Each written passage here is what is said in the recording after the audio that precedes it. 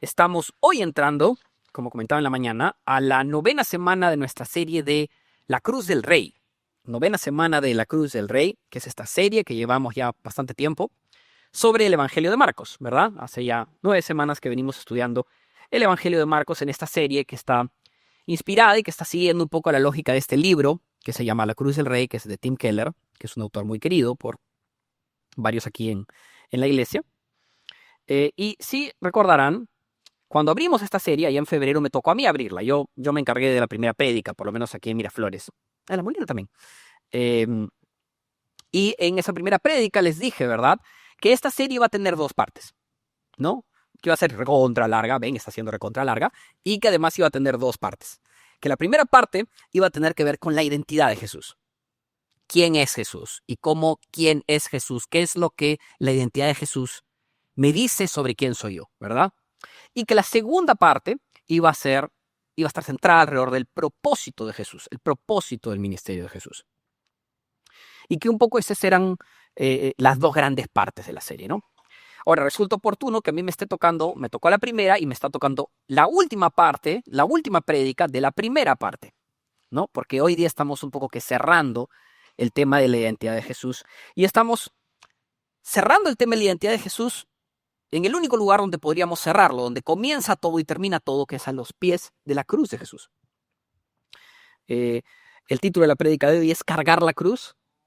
Tiene mucho que ver con lo que Jesús dice en estos versículos que vamos a estudiar. Y la cruz, sin duda, como digo, es la bisagra entre la identidad de Jesús y el propósito de Jesús, ¿no? Entonces, hoy día pivoteamos a la segunda parte de esta serie. Y si miramos el pasaje de hoy, vamos a ver que en el pasaje de hoy es una interacción relativamente breve que Jesús tiene con sus discípulos. Es una interacción, un intercambio de preguntas y respuestas que tiene con sus discípulos. Pero muchas cosas pasan en esta interacción. Hay mucha carne en esta breve interacción entre Jesús y sus discípulos. Y la manera en que comienza la historia aquí, según nos cuenta el capítulo 8 de Marcos, es que Jesús en un momento está aquí, está en Cesarea, está en el norte de esta zona del mundo y de Israel, y la Biblia nos dice que Jesús de repente le pregunta a sus discípulos, oigan, ¿quién dice la gente que soy yo? ¿Qué es lo que dice la gente de mí, en otras palabras, ¿no? Toda esta gente que viene cuando yo predico, ¿qué es lo que les dice sobre mí, ¿no? Y la Biblia dice que sus discípulos respondieron, bueno, unos dicen que tú eres Juan el profeta, ¿no? Que eres Juan el Bautista. Como ustedes a lo mejor saben, Juan el Bautista tenía un ministerio paralelo, así que es un ejemplo con el cual era natural que la gente lo identificara, ¿no? Otros dicen que eres Elías fue uno de los grandes profetas de Israel, y otros que eres un profeta, ¿no? Y todo esto la verdad, es bastante halagador porque a Jesús se le está comparando con figuras bastante distinguidas, ¿no? Pero ninguna de estas descripciones da en el clavo. Jesús no es Juan el Bautista, Jesús no es Elías y Jesús no es un profeta, ¿no? Y entonces Jesús les pregunta ¿no? a sus discípulos, ok, bueno, ¿y ustedes quién dicen que soy yo? ¿Ustedes quién dicen que soy yo, no? Y al preguntar esto, el que responde, el que salta de inmediato a responder, así como mi esposa en la maestría, ¿no? De inmediato dice, el que salta a responder es Pedro. Y Pedro dice, tú eres el Cristo, con entusiasmo así, ¿no? Típico de Pedro. Tú eres el Cristo, le responde Pedro al Señor. Y la Biblia dice que Jesús les dice, ok, ¿no? Y les ordena que no hablen a nadie acerca de él. Les dice, ok, es verdad, yo soy el Cristo, lo ratifico un poco. Y luego les dice, no digan nada por el momento. Y esa es un poco la primera parte de la interacción, ¿no? Ahora, ¿qué es lo que está ocurriendo acá? ¿Por qué Jesús les está haciendo estas preguntas a sus discípulos? ¿Por qué les está preguntando qué es lo que la gente dice de mí? ¿Y por qué les está preguntando después quién dicen ustedes que soy yo? ¿Por qué? Está buscando información Jesús, es curiosidad. Quiere medir la temperatura de su presencia en redes sociales Jesús. No, sabemos que no. ¿Por qué? Porque Jesús es Dios y Dios es omnisciente, ¿verdad? Omnisciente significa que Dios lo sabe todo. Jesús es Dios, Dios lo sabe todo, Jesús lo sabe todo, por lo tanto Jesús no necesita más información. Jesús ya sabe lo que la gente dice de él y ya sabe también lo que sus discípulos creen y piensan de él. Entonces Jesús no está buscando información. Jesús lo que quiere es provocar a sus discípulos a que se confronten a ellos mismos con la verdad de quién Él es. La intención de Jesús es que sus discípulos tengan un momento de reconocer y aceptar quién Él es. Y en ese sentido, esto es un momento clave del caminar de los discípulos de Jesús.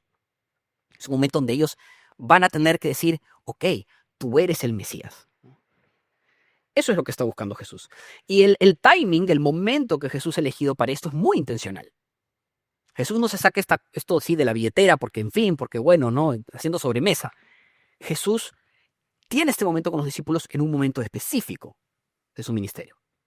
Si ustedes leen el capítulo 8 de Marcos, porque aquí hemos empezado en el 27, pero si ustedes leen los primeros 26 versículos de Marcos, van a notar que Jesús estaba haciendo una serie de cosas.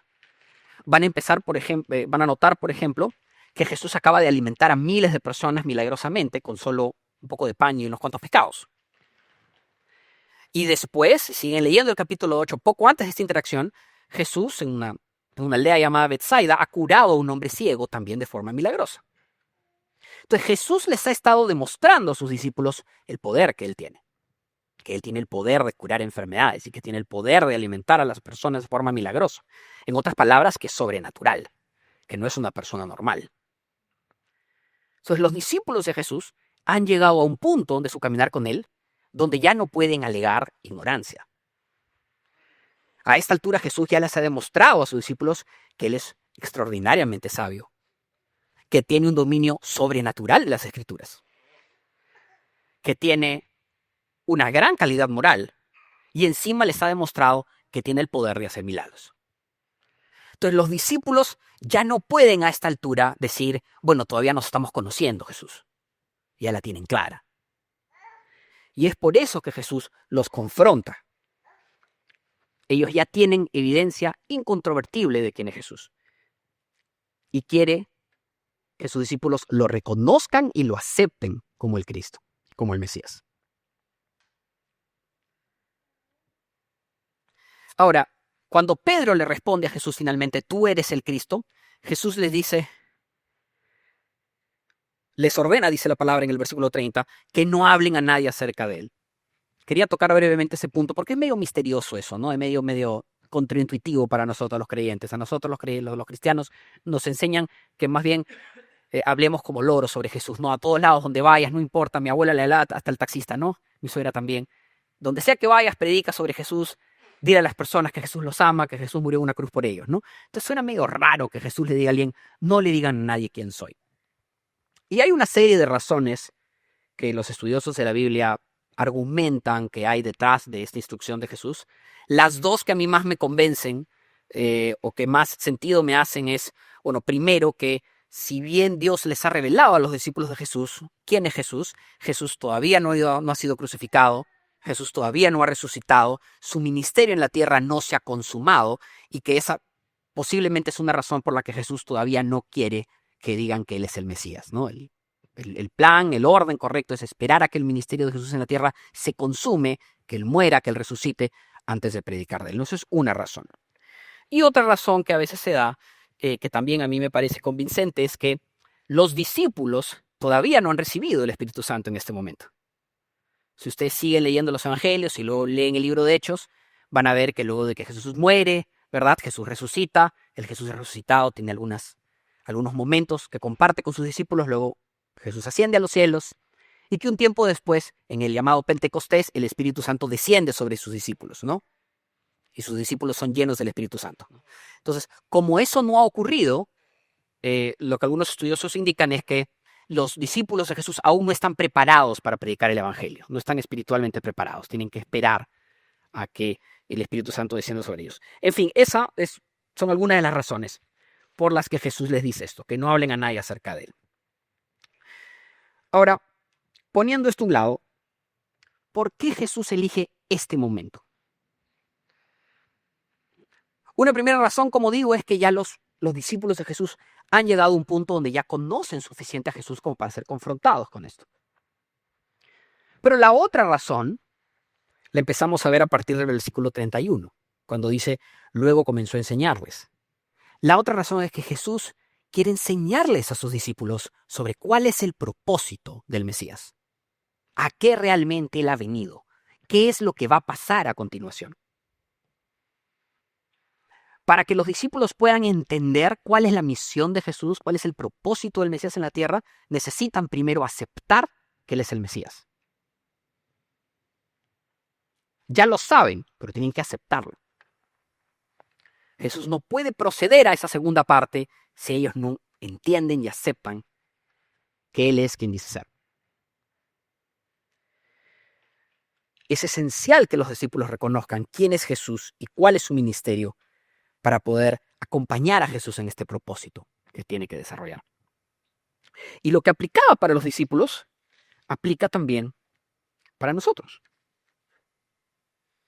Porque yo creo que toda esta interacción, toda esta primera parte del pasaje,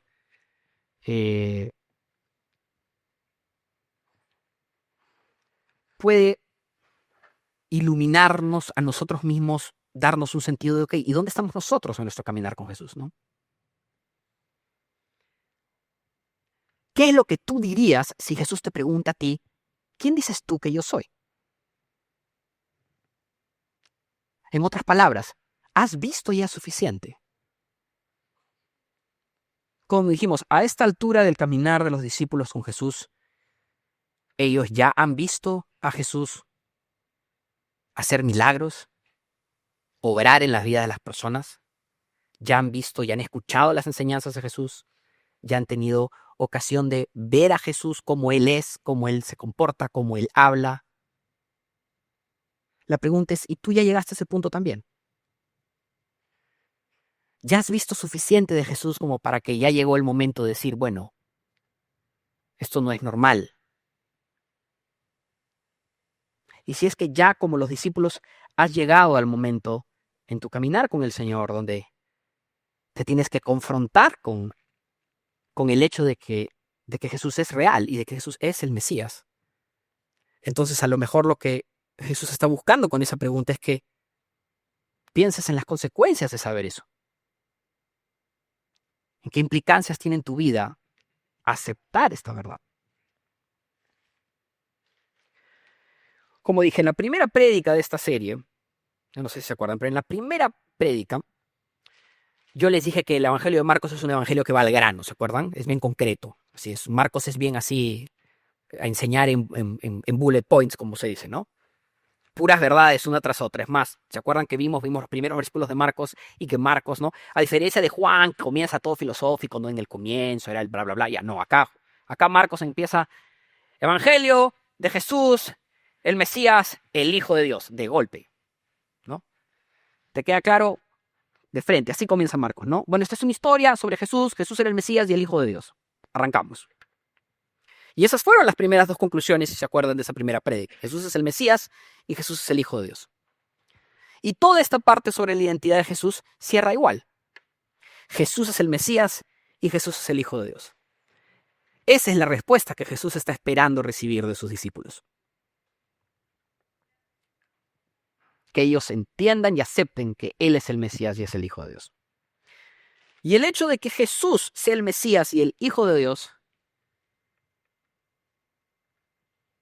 lleva, conforme el capítulo 8 de Marcos continúa, lleva a Jesús a enseñarle dos lecciones importantes a sus discípulos, a explicarles sobre dos implicancias muy importantes de esta verdad.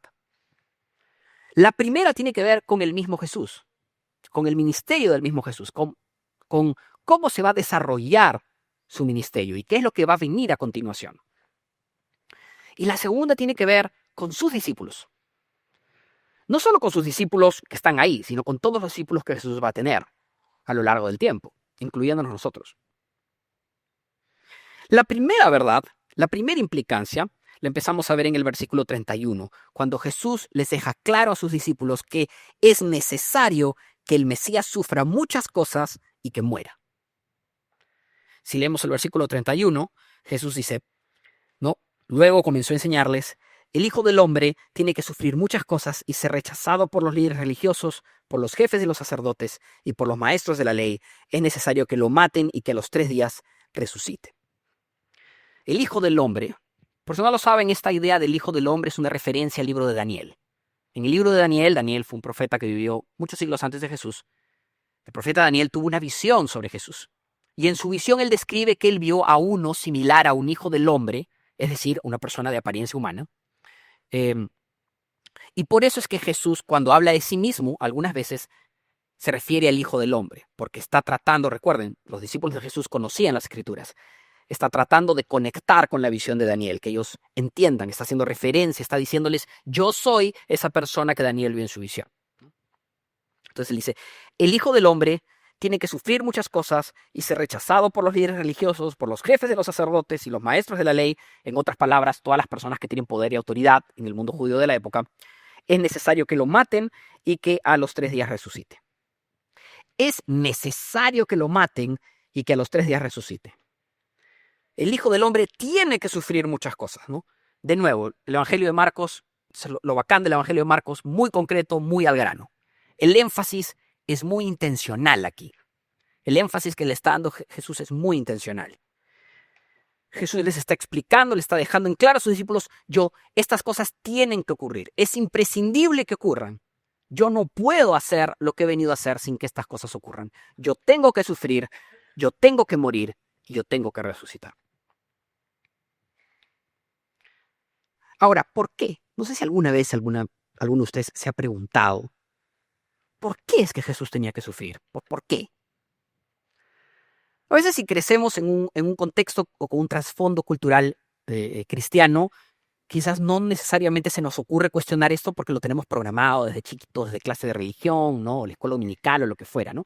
Pero para las personas que no han crecido en un trasfondo cristiano, que por ejemplo han crecido sin una educación religiosa particular o vienen de un trasfondo religioso diferente, sí me he topado que muchas veces se les salta la pregunta: ¿pero por qué? ¿Por qué tiene que sufrir si Jesús es Dios? Si Jesús es Dios y Dios es todopoderoso, ¿por qué no nos salva sin sufrir?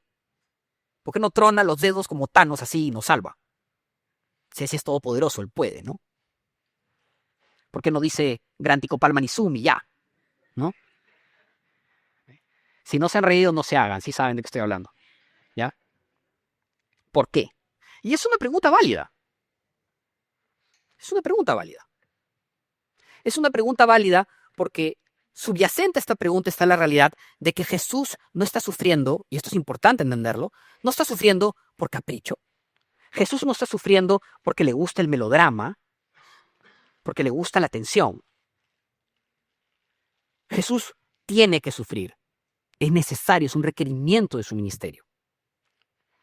En el libro La Cruz del Rey, que como digo es el libro que ha sido el eje un poco de esta serie de prédicas, Tim Keller, que es el autor, explica 3 razones diferentes por las que es necesario que Jesús atraviese este proceso de sufrimiento, de muerte y resurrección.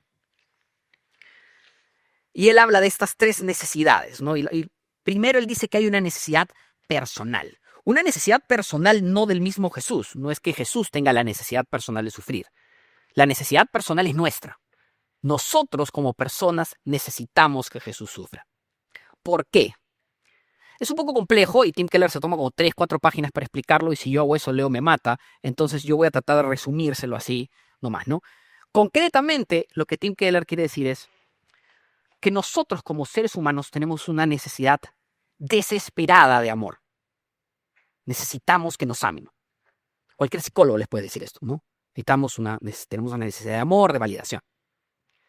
Nuestro problema como seres humanos es que si bien podemos amar, porque podemos amar a otras personas, el amor que podemos dar no es perfecto como el de Dios. Para empezar, no somos capaces de amar sin recibir nada a cambio. Necesitamos amor también, y muchas veces nuestra capacidad de dar amor está limitada por cuánto amor hemos recibido. Para nutrirnos del amor que necesitamos dar, necesitamos un amor que sea totalmente puro, totalmente incondicional, que realmente no espere, ni pida, ni obtenga nada a cambio de amarnos. Y ese amor solo puede venir de Dios.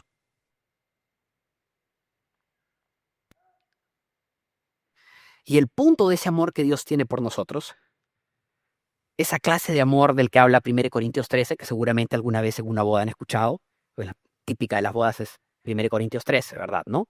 No importa cómo sea la boda, ahora hay novias que pasan, como decía en la mañana, que pasan como la princesa Leia con la marcha imperial de Star Wars, pero igual leen 1 Corintios 13. Al final, ese amor que todo lo cree, de todo lo espera, todo lo soporta, todo lo disculpa y que nunca deja de ser. Y que todo pasará, excepto la fe, la esperanza y el amor, pero de todas estas cosas el amor es la más grande, que suena muy romántico en un contexto de la boda, pero en realidad la Biblia no está hablando del amor de pareja, está hablando del amor de Dios. Todos necesitamos ese amor.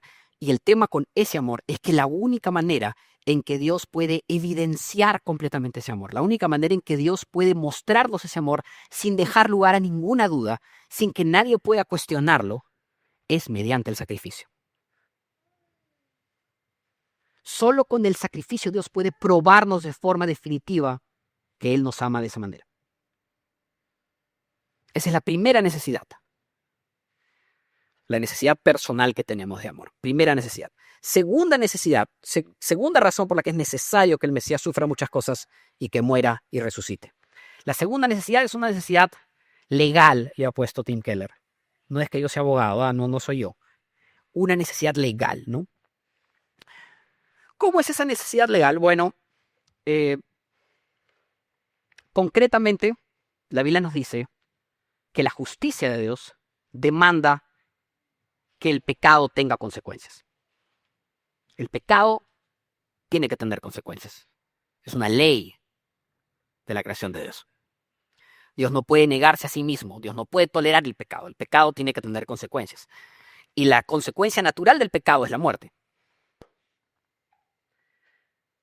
Como Dios tiene que ser consistente con su justicia y al mismo tiempo nos ama tanto, y como nosotros no podemos pagar el precio de ese pecado sin morir, entonces Dios decide sacrificarse por nosotros. Esa es la necesidad legal de que Jesús sufra, de que Jesús muera. Alguien tiene que pagar ese precio. Si Dios quiere ser justo consigo mismo, el pecado tiene que tener consecuencias. La consecuencia tiene que ser la muerte. Y como nosotros no podemos, no nos alcanza para pagar ese precio, entonces Dios mismo lo paga. Ahora, explicar cómo funciona esto teológicamente es complejo y hay muchas interpretaciones posibles. Hay toda una rama de la teología que estudia esto, se llama soteriología, y hay un montón de modelos. Así como hay modelos financieros, también hay modelos teológicos, ¿no? Christus Victor, sustitución penal. Yo siempre menciono estas cosas en las prédicas para que ustedes curiosen después si quieren, porque no quiero que piensen que esto es simple, esto es complicado, pero todos esos modelos convergen y aterrizan en lo mismo, que es que Dios dijo, la única manera en la que puedo perdonar los pecados de la humanidad es a través del sufrimiento. O ellos pagan la pena del pecado, que es la muerte, o lo hago yo. Y como los amo tanto, lo hago yo. La única manera en la que Dios puede perdonarnos y no juzgarnos es ir a la cruz y cargar Él mismo con la culpa. Esa es la necesidad legal. Una necesidad personal, una necesidad legal. La tercera razón, que me pareció muy interesante, que Tim Keller detalla aquí, es lo que Tim Keller llama una necesidad cósmica, una necesidad sistémica.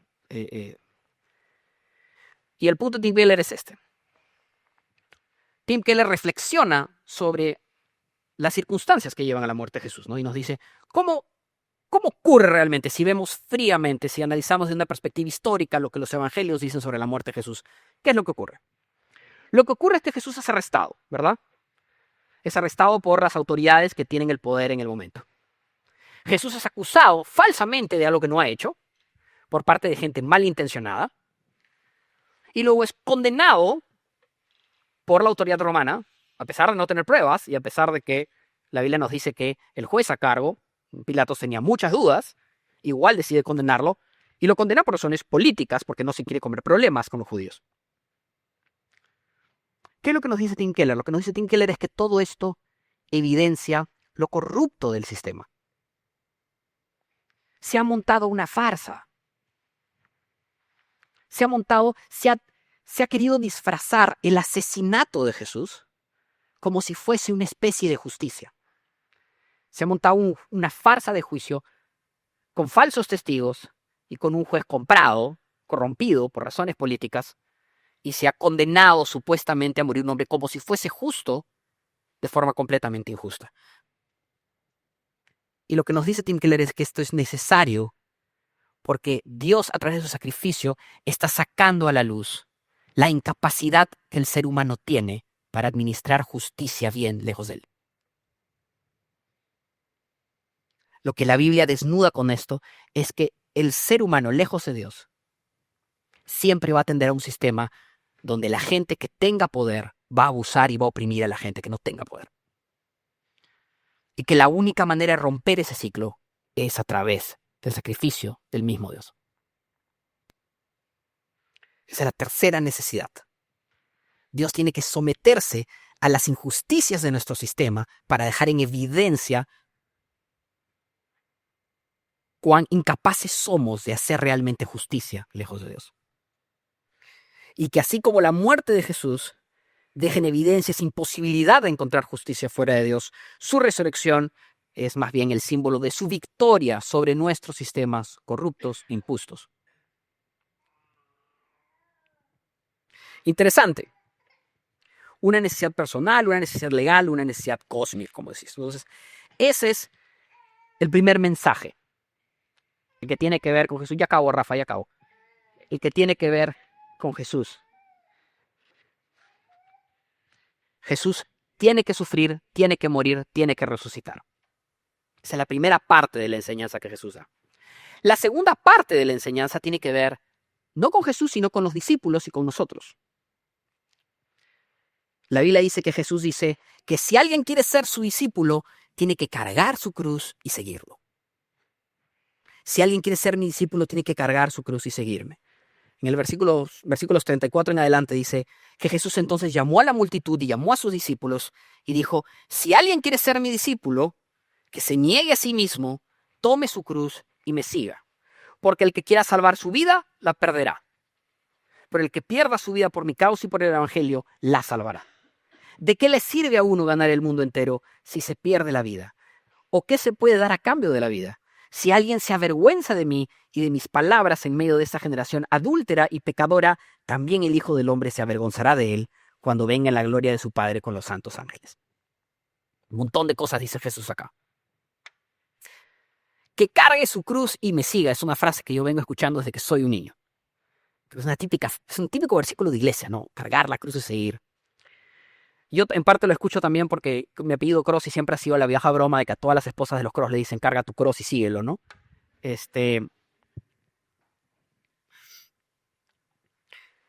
Preparando esta prédica, estaba leyendo un comentario de David Guznick, que es un comentarista que me gusta leer cuando preparo prédicas, que me hizo notar algo súper interesante, ¿no? Él decía que hemos romantizado la cruz.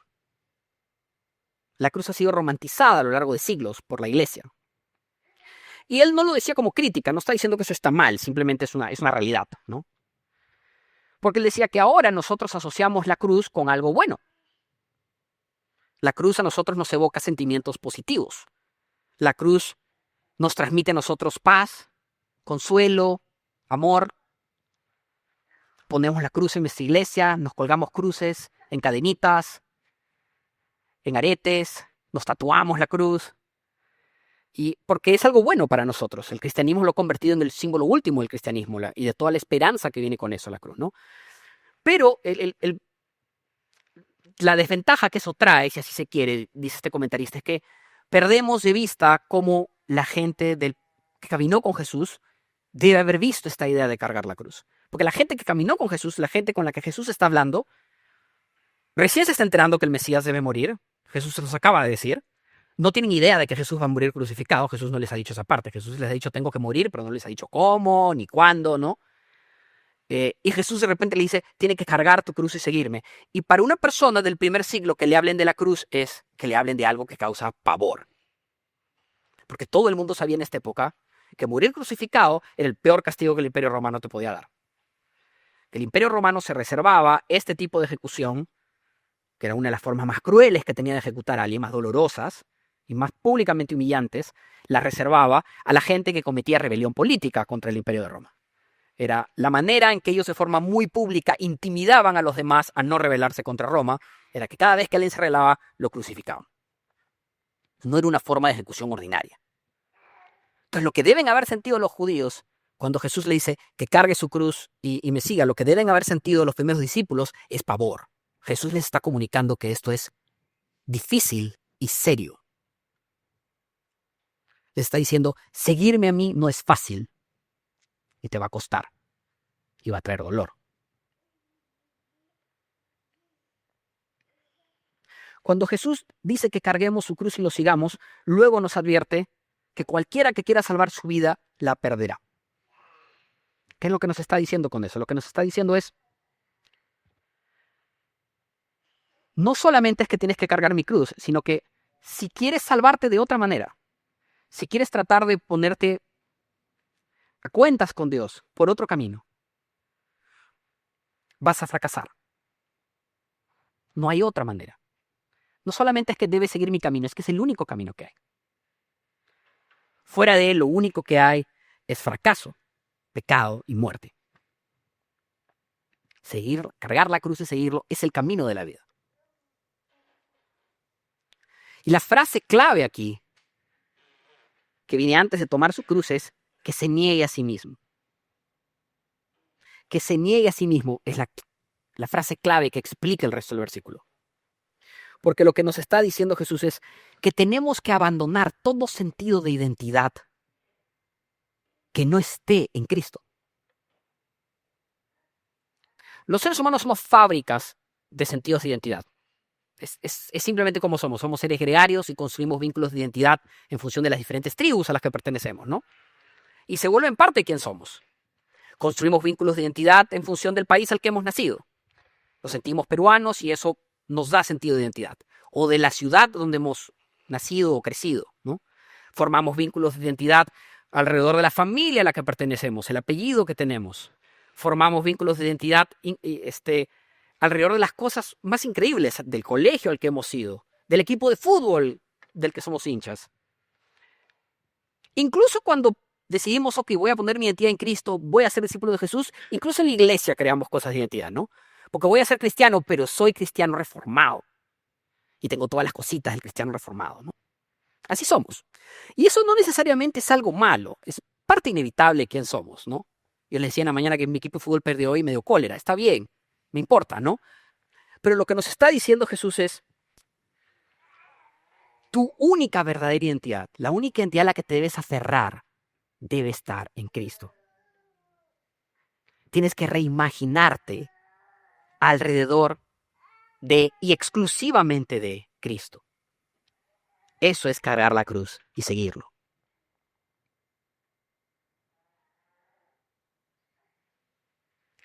Jesús más adelante, continuando, nos advierte de que aquel que se avergüenza de él, dice, si alguien se avergüenza de mí y de mis palabras en medio de esta generación adúltera y pecadora, también el Hijo del Hombre, de nuevo, el Hijo del Hombre se refiere al mismo, se avergonzará de él cuando venga en la gloria de su Padre con los santos ángeles. ¿Cómo es esto de que si te avergüenzas de mí y de mis palabras, entonces yo también me avergonzaré?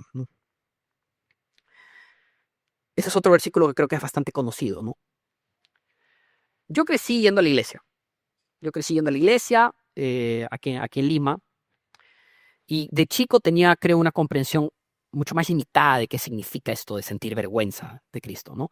Porque para mí, en el mundo en el que yo crecí, como digo, ¿no? Yo iba a la iglesia, pero iba a un colegio católico, el país es de mayoría católica, yo iba en la iglesia evangélica, entonces yo lo interpretaba como sentir vergüenza de decir que soy cristiano, ¿no? Sentir vergüenza de que la gente se entere que voy a la iglesia, o sentir vergüenza de que la gente se entere, de que los otros jóvenes se enteren de que hay cosas que no hago, ¿no? De que no hablo de cierta manera, ¿no? No fumo, no tomo, no bailo pegado, como se decía cuando yo era chibolo, ¿no? Y esa era mi única comprensión de este tema del no avergonzarse de Cristo. Esto es todo, ¿no? Hay algo de verdad, obviamente, ¿no? La cultura moderna puede ser muy hostil a la fe cristiana y es verdad que uno, por no chocar con otras personas, a veces puede sentir vergüenza de decir que es creyente, pero pienso que esta es una comprensión muy superficial de a qué se está refiriendo Jesús con esto de no avergonzarte. Es más profundo que eso. Y la explicación de a qué realmente se refiere está un par de versículos antes, en una interacción que Jesús tiene con Pedro. Porque el orden de esta interacción viene así. Jesús les pregunta qué es lo que la gente dice de mí. Le dicen, bueno, dicen que eres un profeta. Jesús le dice, ¿y ustedes qué dicen que soy? Pedro le dice, tú eres el Cristo. Y Jesús les dice, ya ok, pues no le digan a nadie. Y después le dice, por si acaso, yo tengo que sufrir, yo tengo que morir y tengo que resucitar. Y de ahí, en el versículo 32, después de que Jesús dice esto, y el versículo 32 dice que Jesús lo dijo con toda claridad, lo dijo así, con papelógrafo y todo, yo tengo que, para que les quede claro, yo tengo que sufrir, yo tengo que morir, yo tengo que resucitar.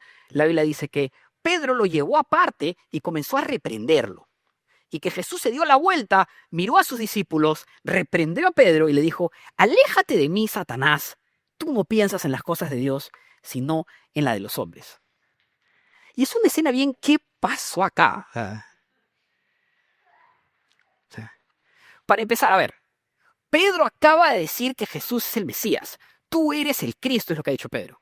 O sea, tú eres Dios, tú eres el enviado de Dios, ¿no? Y 5 minutos después, Pedro se siente en libertad de reprender a Jesús. ¿Ya? La Biblia dice que Pedro reprende a Jesús. ¿Ah? El lenguaje que utiliza es fuerte. No está diciendo que Pedro le dijo, no, pues, Señor, ¿cómo se te ocurre? No es amable la cosa. Lo está reprendiendo, lo está resondrando, le está tirando la chancleta como la mamá cuando no te levantabas para el colegio. ¿Ya? Es fuerte.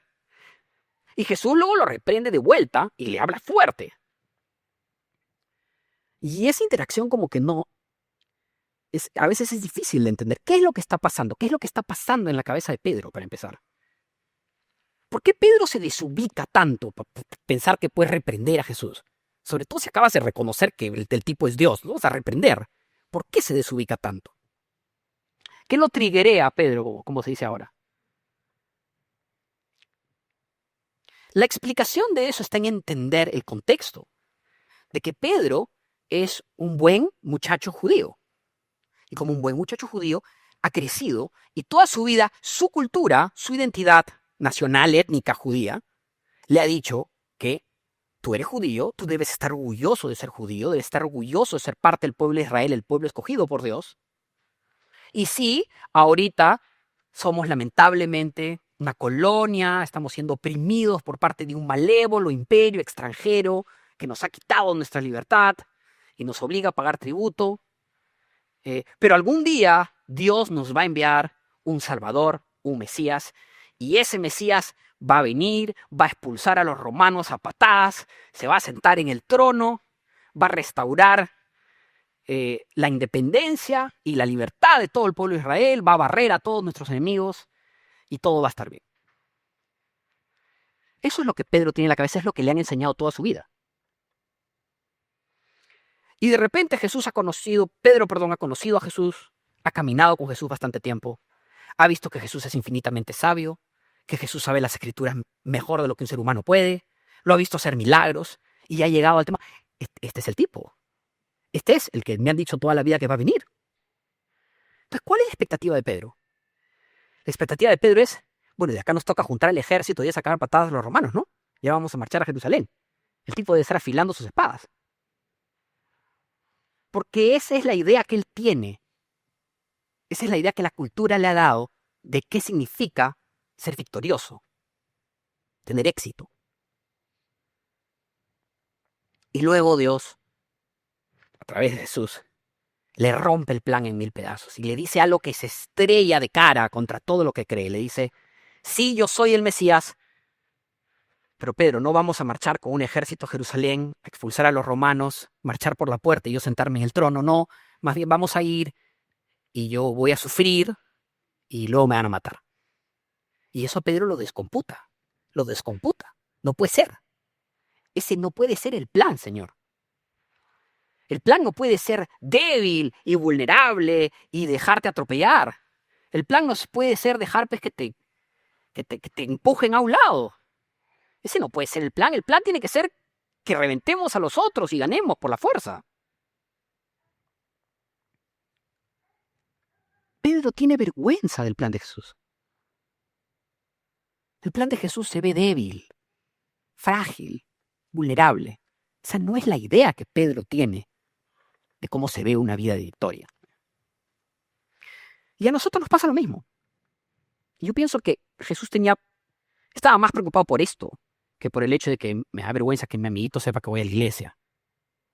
Que es que nosotros veamos el plan de Dios como algo que no se ve lo suficientemente fuerte y lo suficientemente glorioso y lo suficientemente digno. Porque nuestra idea de victoria se ve diferente de la idea de victoria de Él. Porque nuestra idea de victoria está hecha en base a parámetros culturales que hemos recibido, modernos, ¿no? Nuestra idea de victoria es tener éxito en todo, acumular logros profesionales, acumular plata, trabajo, títulos, propiedades, logros personales, casarme bien, tener un cónyuge del que me dé orgullo mostrar en Instagram, tener hijos, no cualquier hijo, buenos hijos que les vaya bien en el colegio, que yo pueda también colgar fotos de todos los diplomas que se ganan. Logros incluso ministeriales. Que la gente vea que la iglesia a la que yo voy es bonita. Es grande, va un montón de gente. La gente que predica es súper bacán. Y encima hay grupitos en casa. Y mi grupo en casa es el mejor. Que por total coincidencia, mi grupo en casa es el mejor. Nos reunimos los martes. Pero es coincidencia. Esta es nuestra idea de éxito. Pero esta idea tiene que romperse. Porque no es la idea de éxito de Cristo. Cristo nos pide que carguemos nuestra cruz y le sigamos y que nos neguemos a nosotros mismos. Porque es lo que Él hizo. Porque la medida de éxito que Cristo nos pide que tengamos no puede ser acumular logros. La medida de éxito que Él nos pide que tengamos es cuánto te pareces a mí. A mí que estuve dispuesto a amar incondicionalmente. A mí que lo perdono todo, que sacrifico todo por los demás, que pongo la otra mejilla. Que actúo con integridad, incluso cuando las demás personas no lo hacen.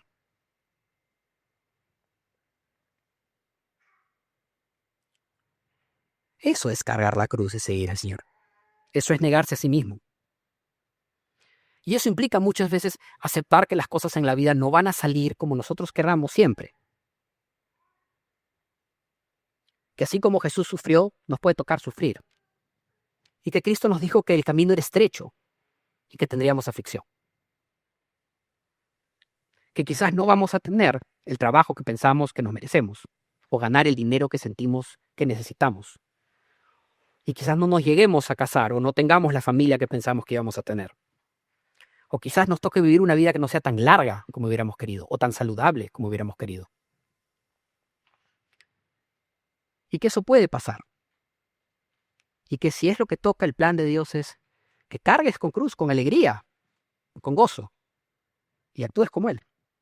Y que midas tu éxito en la vida en función de cuánto reaccionas como Cristo, cuánto perdonas como Cristo, cuánto amas como Cristo, cuánto sirves a otros como Cristo, cuánto estás dispuesto a sacrificarte como Cristo.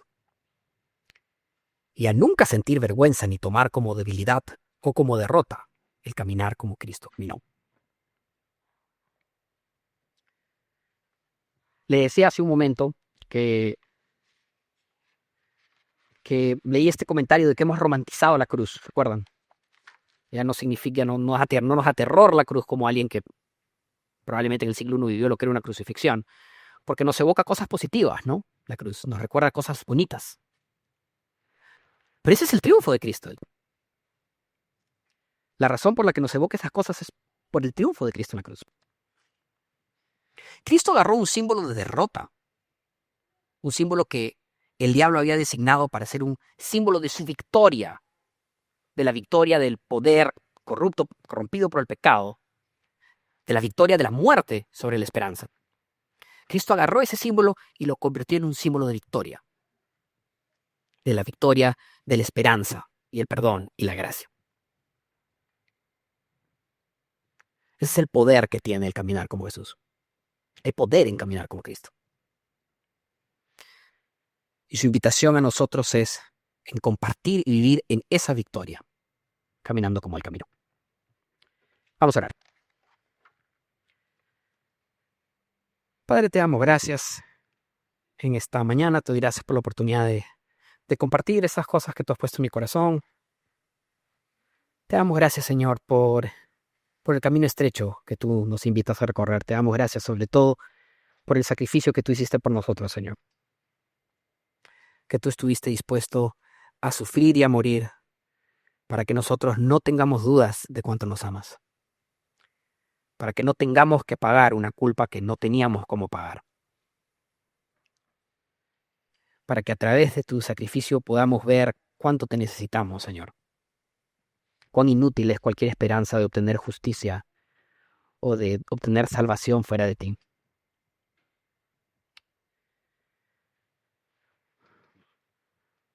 Padre, quiero pedirte por todas las personas que han venido hoy y por mi propio corazón, que me ayudes a ser confrontado con quién tú eres, con lo que tú has hecho.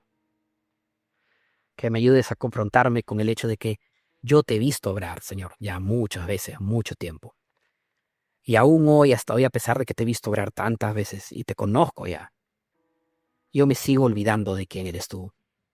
Me sigo olvidando que las implicancias de quién tú eres, Señor, las implicancias que tiene para mí.